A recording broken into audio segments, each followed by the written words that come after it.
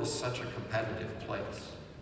You know, there's a great saying that Mark told me a long time ago, and I have it in marble behind my desk in the office.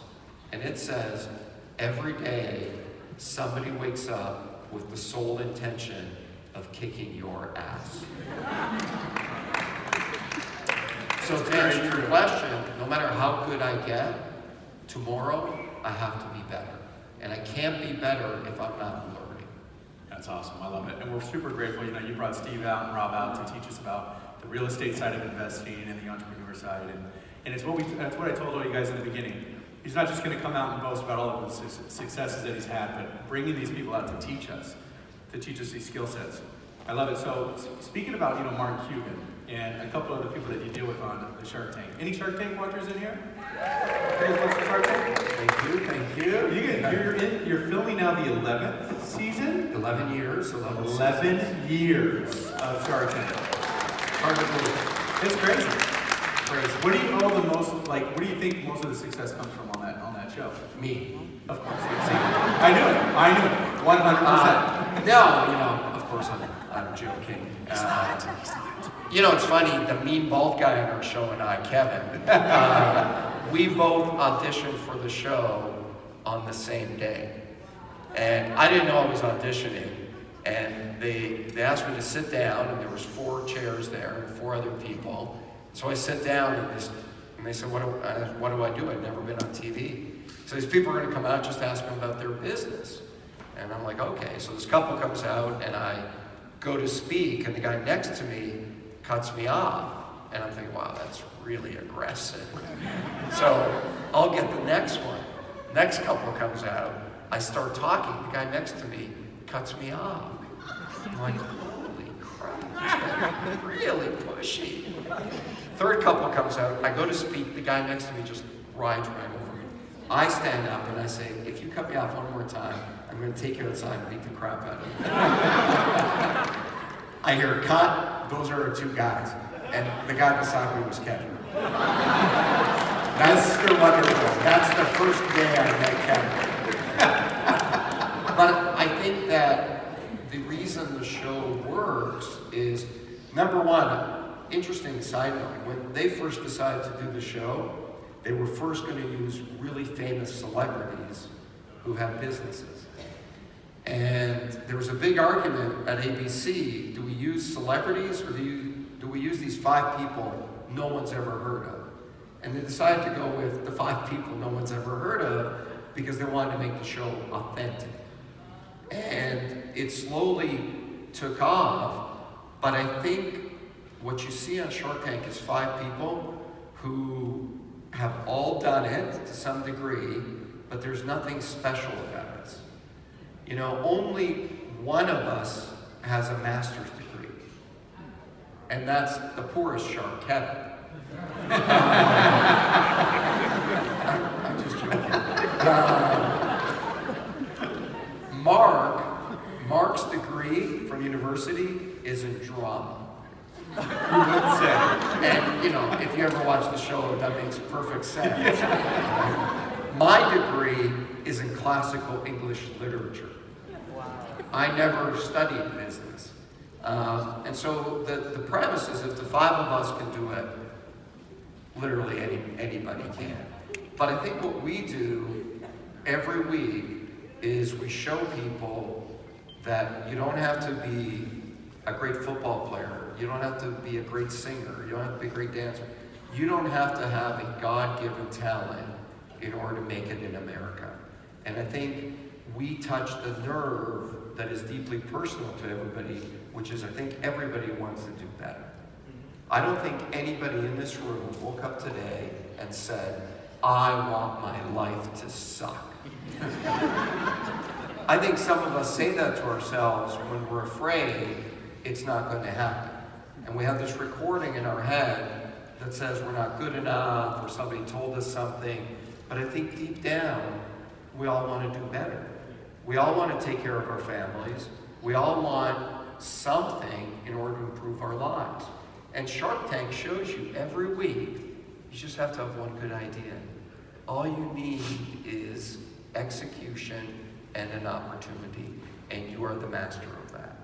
One quote so great is that success is the eraser on top of the pencil of life. Hallelujah. Hallelujah. Isn't that true? Like as you are sitting here, if everything that's happened to you prior to right now is bad, and you go out tomorrow and you become successful, guess what? None of that stuff matters. Success is the ultimate eraser for failure. And it's true, nobody cares. I built my first company and I sold it years ago for $30 million. If that was all the money in the world, that's a lot of money. Nobody ever came up to me and said, oh, I know you sold that one for 30. Well, what about the 500 other times you failed? Nobody cares. Success erases all the bad stuff. Love it.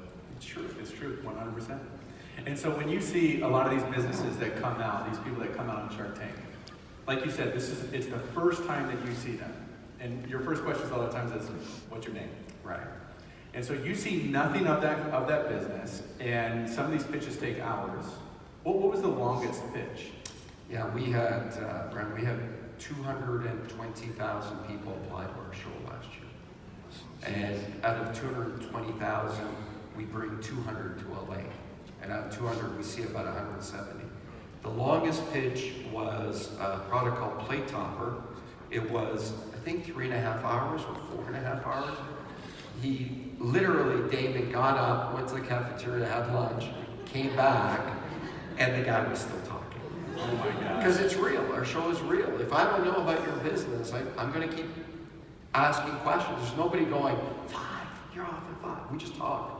Wow. Yeah. And so then they cut that down to, what is it, 7 minutes? Yeah, no matter how long or short, it gets edited into 7 minutes.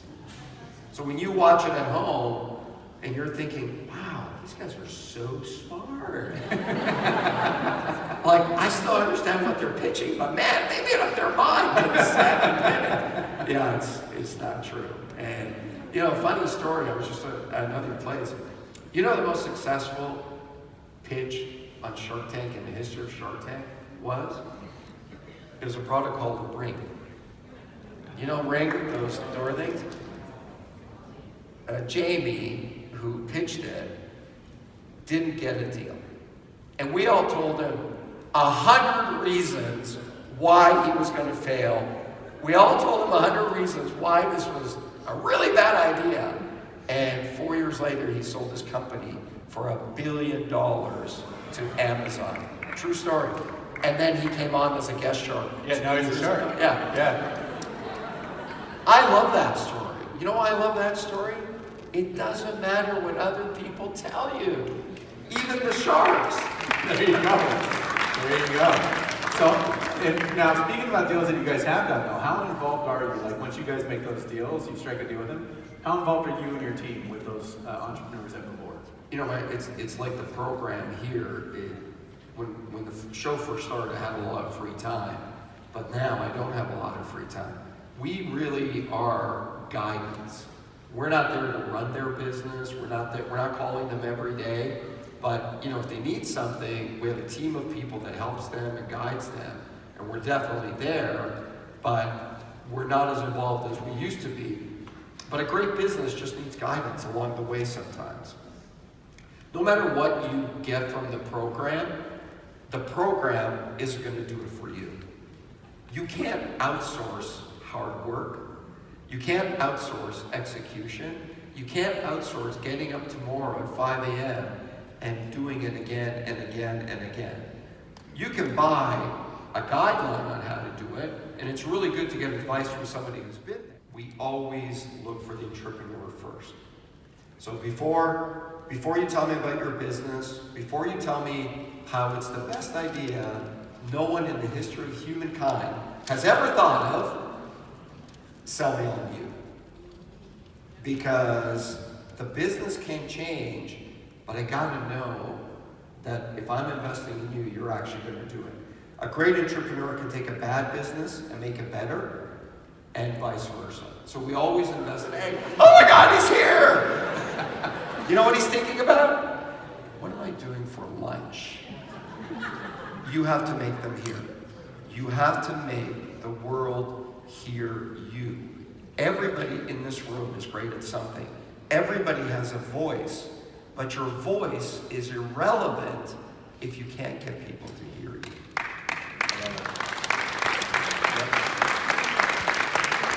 So how do you, for all of us, and we can take this home as well, how do you measure success, both in your business and in other business? What do you look for? What's the scale of measurement that you use? Yeah, the thing somebody told me a long time ago, not my saying, but it's really true. People always overestimate what they can achieve in 1 year, and they underestimate what they can achieve in 10. Most people that come on the show and most people I meet have unbelievable plans for what they're going to do in 1 year. So they think they're going to change their entire life and do these amazing things in 1 year. And you know why that is? Because you can see it here. You know, it feels comfortable. 10 years seems too long. But in 10 years, you can fundamentally change your entire life. You can have a life in 10 years that you will not recognize. You're not going to do it in 1 year. You know what you're going to do in 1 year? You're going to go on a path. And the 1 year is going to build and build and build. So if you never go down that road, you'll never get there. So you've got to be realistic about the expectation. And a lot of that is just training and knowing what to do when those moments happen. How do you keep going? So for me, it's what's my 1 year goal? And what's my 10-year vision? But then I also break it out tomorrow. What am I going to do tomorrow? I know when I wake up tomorrow, there will be 25 things that need to be done. And I know that my wife is going to add a few more. And I know that somebody at work is going to tell me the photocopier is broken or something. So those 25 things are going to become 35 things. But I know out of those 35 things, there's probably only 1 or 2 that actually move the ball forward. So the way I look at it is constant forward movement. You never want to stand still. So out of those 35 things, which one will make me move forward? Because the other ones, I'll get to. There's a great saying that says, sometimes you just got to let the fire burn. So when people come up to me and they say, hey, we really got to get this done today, I kind of look at it and say, is this moving the ball forward? Or am I just going to let this burn for a while? Constant forward movement. I love it. And it's interesting is, so you said that the first time I heard you when we were out in these stands, my wife and I, and I literally took that to heart. You know, they overestimate what you can do in 1 year, underestimate what you can do in 10 years. And my goal was in 5 years to quit my job. Wow. And you also said that you went to a Tony Robbins seminar and then you got interviewed by Tony Robbins and you're like, this is crazy, this is my moment. I feel the same way. Because I saw you in the stands and now I get to sit here with you guys. I love it. It's because of what he puts together, guys. So like he's saying, if he can do it, you know, we can all do it, and I'm telling you, it's 100% true. It's so true. You know, I have these moments where, you know, like Brian says, I went to a Tony Robbins seminar. It cost me, I think, around $300. And I really didn't have $300. And then, you know, 20 years later, I'm the opening keynote for Tony. And he invites me to his house, we're having lunch, and I'm just sitting there going, how great is life? Like, you know, it is such a blessing and a miracle that we're all here. And even when I had nothing, I really think you either look at this gift that is your life and you believe anything is possible and that life is a miracle and everything is a miracle. I have an unbelievable joy about everything. Like, I am full of joy. Because the other option is nothing is a miracle. And I would much rather live a joyous and thankful life, because if I just keep going, the opportunities will be there. You're the best, Robert. Ladies and gentlemen, give it up to my man, Mr. Robert. Where's the bag? Robert, thank you so much.